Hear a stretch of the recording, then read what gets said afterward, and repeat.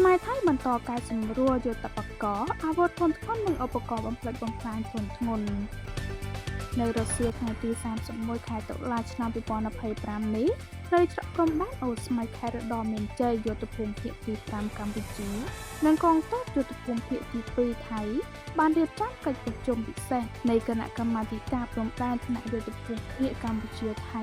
រាប់មានស៊ីសម្រាប់ពិភាក្សាលើការកែសម្រួលអាវុធនិងយុទ្ធបកបំផ្លិចបំផ្លាញធនធ្ងន់បន្ទាប់ពីកិច្ចប្រជុំពិសេសក្រុមលេខាធិការដ្ឋាននៃគណៈកម្មាធិការព្រំដែនថ្នាក់យុទ្ធភូមិភាគកម្ពុជាថៃ RPC កាលពីព្រឹកមិញនេះ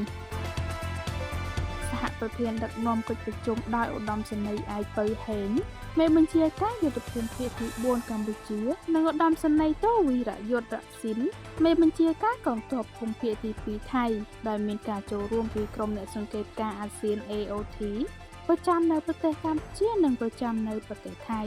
ដើម្បីតាមដានផ្ទាល់និងធានាការអនុវត្តបទជប់បាញ់ឲ្យបានពេញលេញភាពត្រឹមត្រូវនិងមានប្រសិទ្ធភាព